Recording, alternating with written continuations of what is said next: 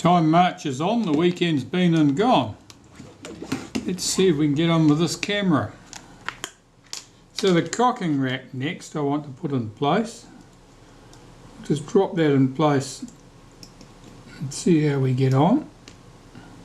That's too far advanced. There would be a good spot. I've got two teeth engaged here. There's a bit of space at this end. That's a good place to start. Just going to test fit this and see how it behaves. And I'll take it out, apply some grease and put it back in place permanently, depending on what I see.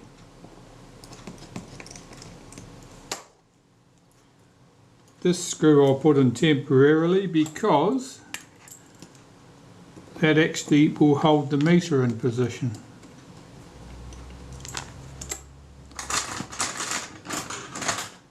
Find the right screwdriver.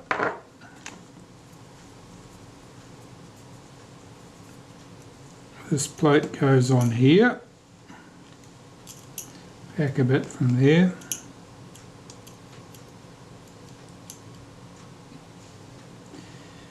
I'll take that rubber band off temporarily. Where are we? That's where I want to be.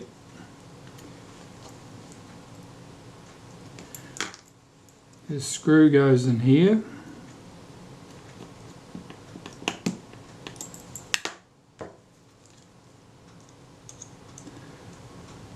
And the post for the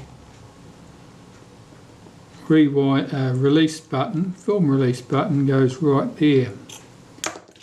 I'll just snug that down.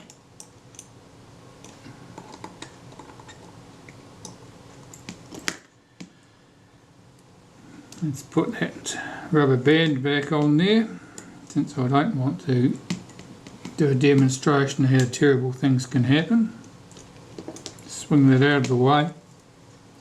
Press that, hold down the lock lever. Now the advanced lever is sticking out at the end of the stroke. Oh, it's because it was just the lock lever. I'd let that come up.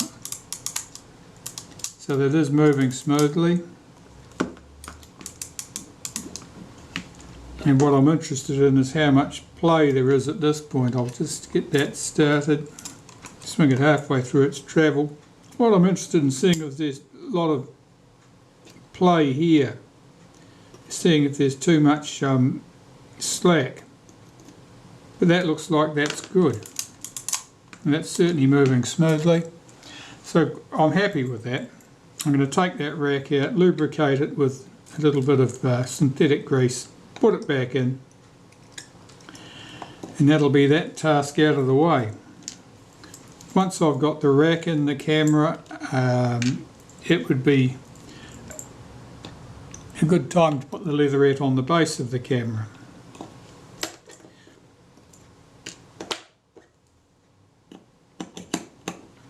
Now I think there was a shim under that plate when we started.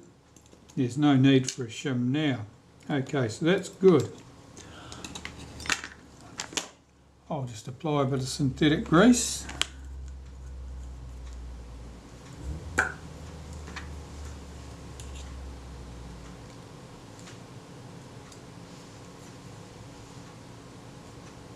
Some to the underside, some on the teeth, some at the back in particular.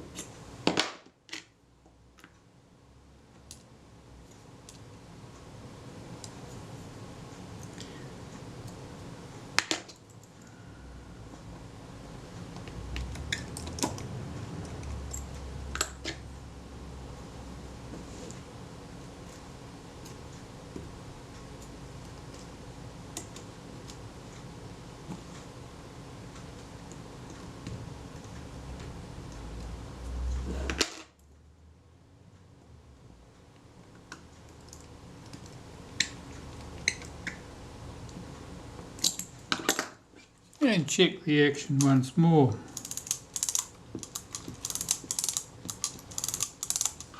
That's good, that moves nice and smoothly. I'll take the opportunity to put a little touch of lacquer on that screw, just to ensure it doesn't come loose. I think on this camera it was actually loose when we started, which is not very common.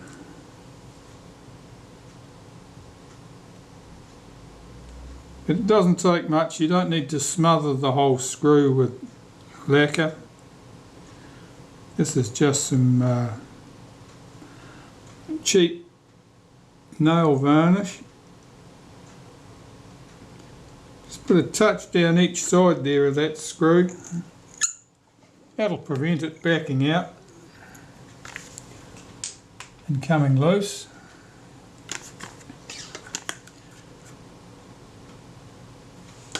And if I put a touch of synthetic grease on the top plate here,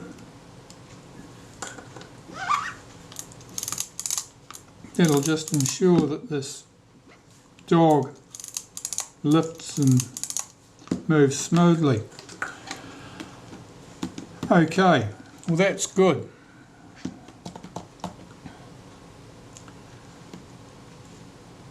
I can put the leatherette on the base of the camera now.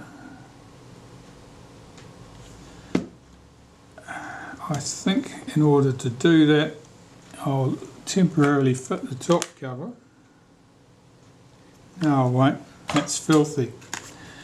Well, I won't do the base plate immediately, the leatherette on the base plate. I'm going to have to clean up the top cover before that.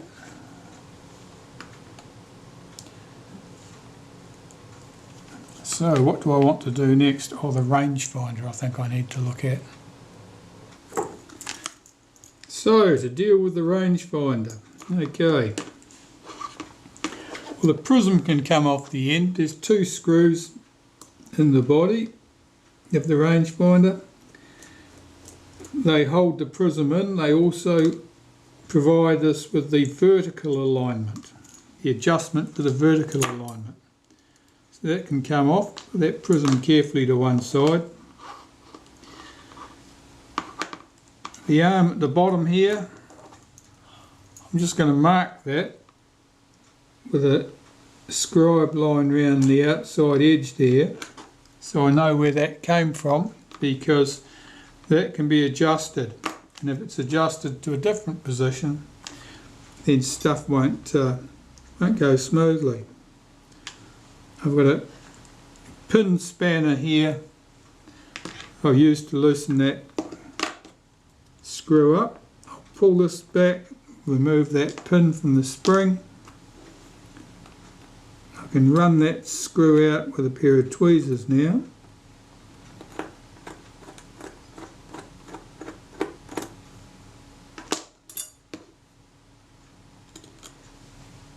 It's the screw, there's a wavy washer and a brass bush which has got a split in it.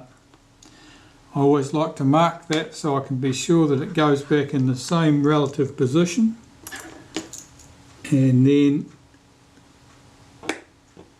I'm less likely to have to make major adjustments. Now, that was the bush that screw went through into, and as you can see that bush would run in that slot there, so there's a fair bit of adjustment there. At the back, single screw here,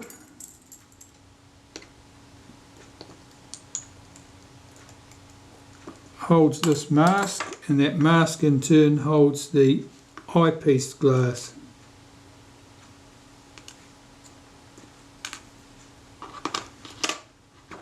At the front, remove that screw, that bracket. Now we've got multiple pieces here. I'm going to slide out that retaining spring.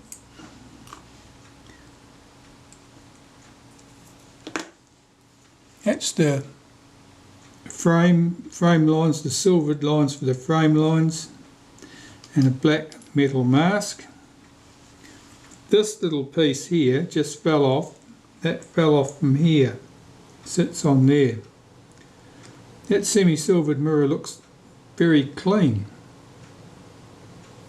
but the rest of the viewfinder looks very cloudy. If I remove the spring from the front, now we've got 4 components here. This is locked in with a lacquer, so I'm just going to need some acetone here to soften that lacquer. If you try and force it without doing that, you'll end up with broken glass, and you won't like that. Right, so I'll apply a drop of acetone to that lacquer spot at the top. And there's another one at the bottom there.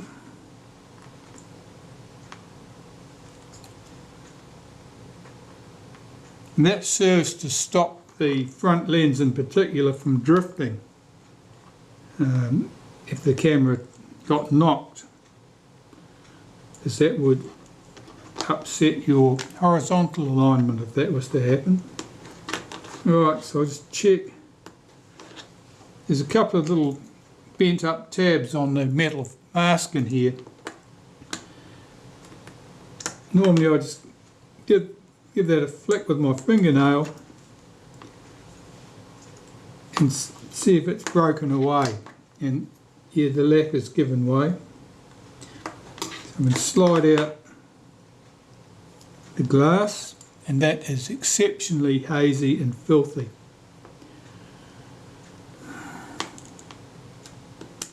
Compress that down, pull this out.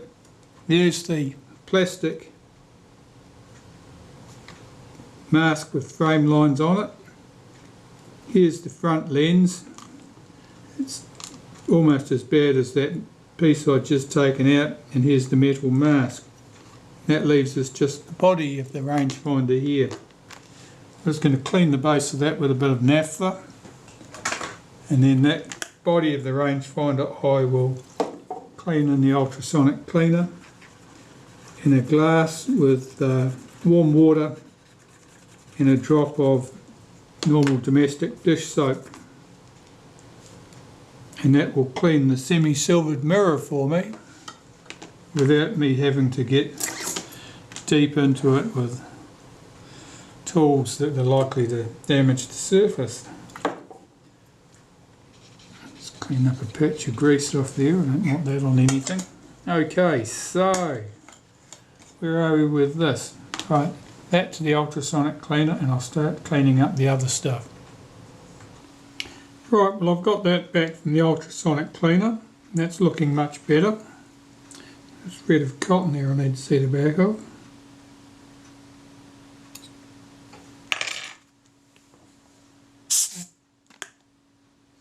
That's better. Okay, start putting this thing back together. This little piece here that fell out when I was taking the finder apart sits up here. See if I can get this into place in a tidy fashion for you. And that actually supports the edge of the eyepiece glass, which goes in there.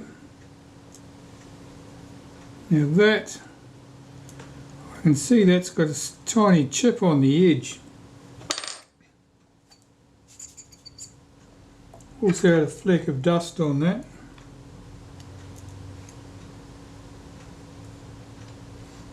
All these parts I've cleaned up.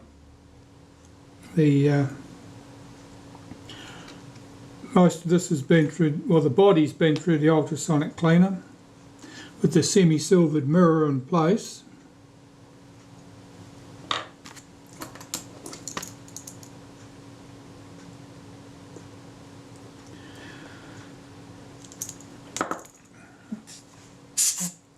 Making sure there's no dust sitting on that piece of glass there. It's just a bit of dust sitting on it. That's better. Okay, so that's the eyepiece lens. Now, convex side goes inwards. Alright, let's get this centre piece in place. Now, there are two silvered frames here. The smaller one goes at the front. And I'm just checking them closely to see which surface has the silver on it. The larger the rectangles, that goes into the back slot here. And that metal mask goes behind it. Just making sure there's no dust on it. There are two of these leaf springs. One of them is certainly heavier than the other one. I think it's a heavier section actually, but the light one goes at the back, goes in the front, holds that glass in place. So that's our middle piece. Our silvered lines face to the front. Let's assemble the front component now. So I'll start with this lens, just making sure that's sparkly clean. The metal mask goes on there. The little legs either side of the metal mask go downwards here. They clip over that lens. This lens, flat side is the front. The concave side is the back. Here is the silvered mirrors, silvered lines or frames for the front of the on the front piece of glass. Its surface has got a few marks on it. I'll just clean that quickly with a bit of glass cleaner.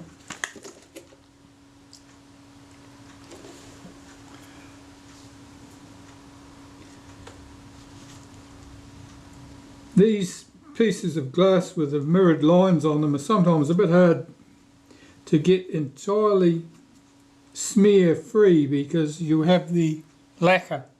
There's always the remains of the lacquer that's run onto them, and sometimes there's also other contaminants. Okay, so I'm checking this, tilting it in the light to verify which side of the glass the frame lines are on. The silvered frame lines should go to the inside here.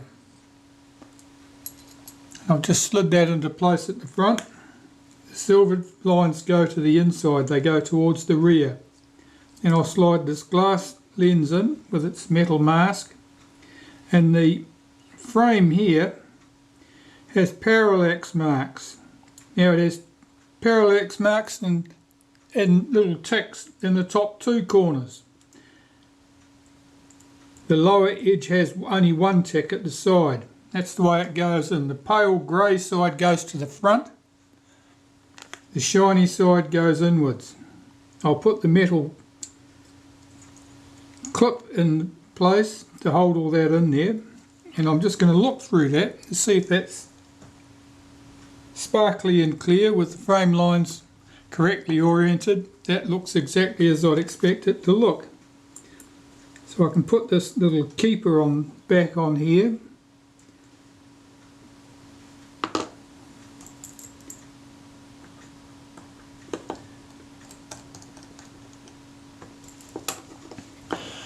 And that's the glass cleaned in the main body of the finder.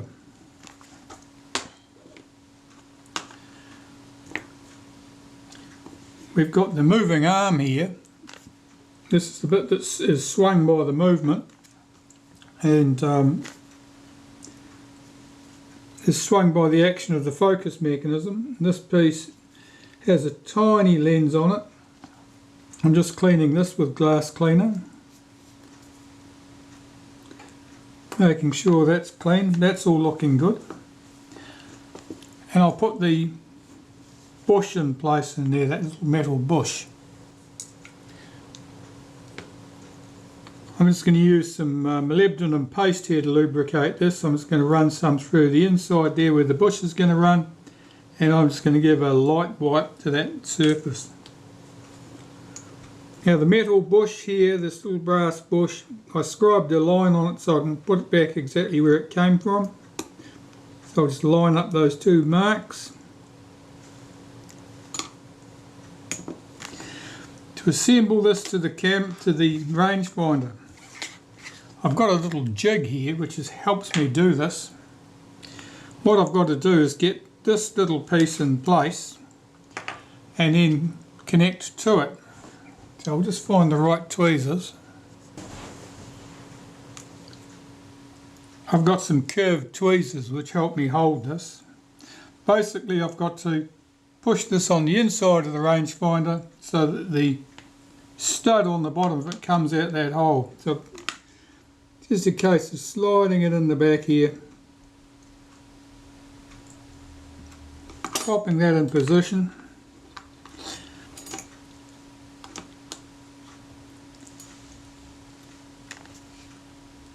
Oh, that's a bit of an eye-opener. Now, I'll show you something. This is what I'm confronted with. I've only struck this about once before, I think, with another very early Retina IIIc. This is normally the run-of-the-mill Retina IIIc rangefinder. You'll notice it has a hole right here, and that's what I use with my jig, which has a post on it to hold up that spacer I just showed you, that sliding spacer. That this jig will hold that up from underneath, so that I can then put the arm in place and then run the screw in. This one's slightly cursed. This is an early example. I only remember striking that once before and it puzzled me then. I didn't think I'd strike another one so quickly. Alright, there is an answer. I'm going to remove that rear lens.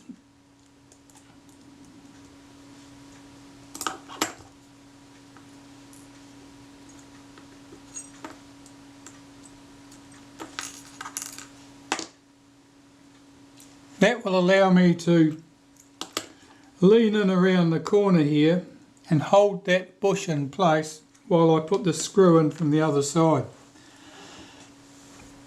This is a really cursed process. How they ever did this in the factory is beyond me. I've got a screwdriver in from underneath to support that stud. I'll put the arm in place.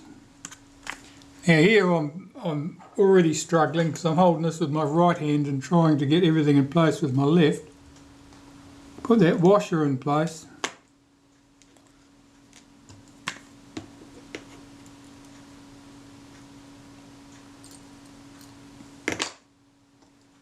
Put the fixing screw in place and get it started.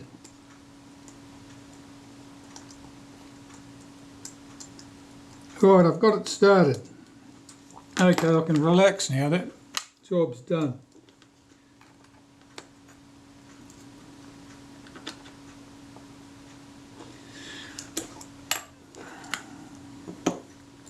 I'll get the spring in position, stretch that out, hook it into place. Okay, now I can relax. I can get this thing seated exactly where I want it, because I've got a scribed line on the body here so I know where the end of that arm went.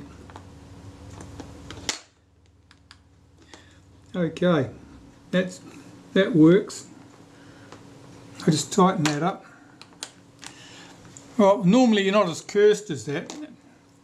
While I've got a jig that does that job for me, what I would normally do is I would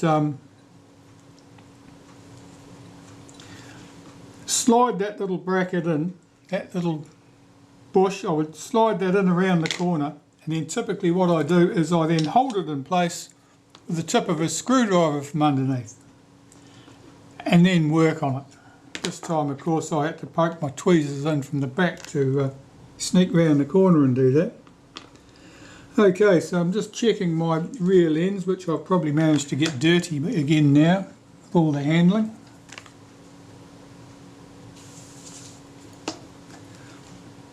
That little frame fell out, of course, because it would take the opportunity to escape.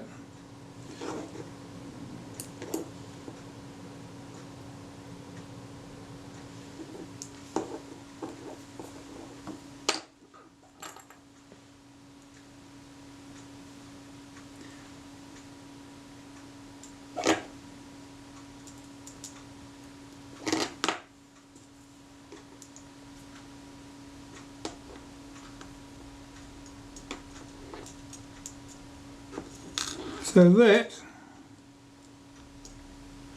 was a bit unexpected. I'll have to inspect the serial number of the camera and see how early a model I know it's not one of the earliest ones, because there were unusual features with the early ones which this one does not share.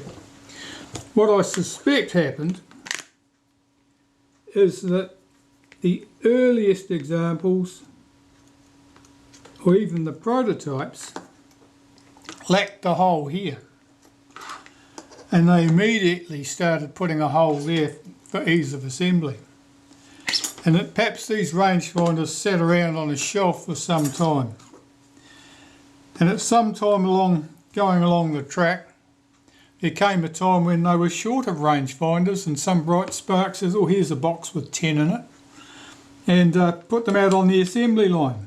Well, if they were fully assembled at that stage, they'd be used. Why wouldn't they be?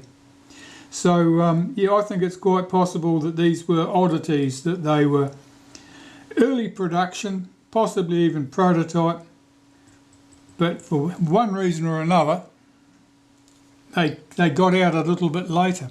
The serial number of this camera,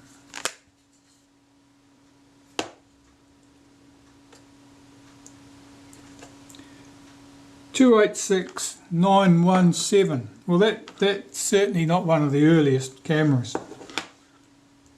Okay, so far so good with that rangefinder. I've managed to overcome a few hiccups. This prism, I'll need to clean this. Now the prism, you've got three faces you can get to. The angled face at the back, the face that's right on the front, and the internal face, which you can see down inside the tube. And I'll clean those with some glass cleaner on a cotton bud, and that is usually just ideal.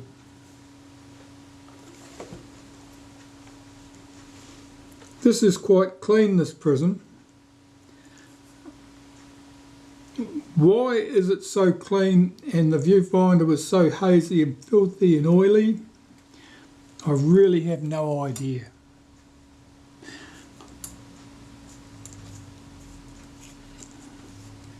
The surface that was dirtiest in that viewfinder arrangement was one that would be fairly easily accessed.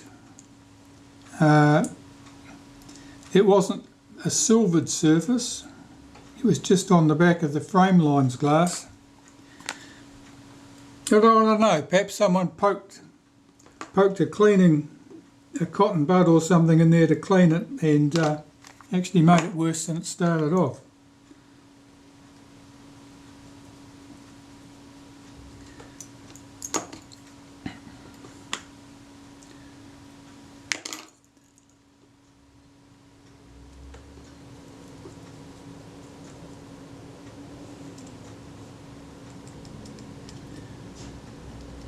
These two screws will adjust the position of this piece, this prism, which adjusts the vertical alignment of your rangefinder image.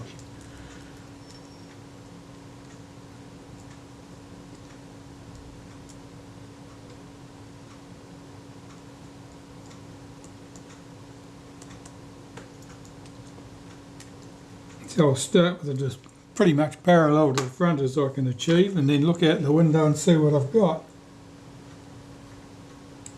My moving image is slightly high, so I'll need to slacken off the front screw very slightly and tighten the rear screw. And it still needs more.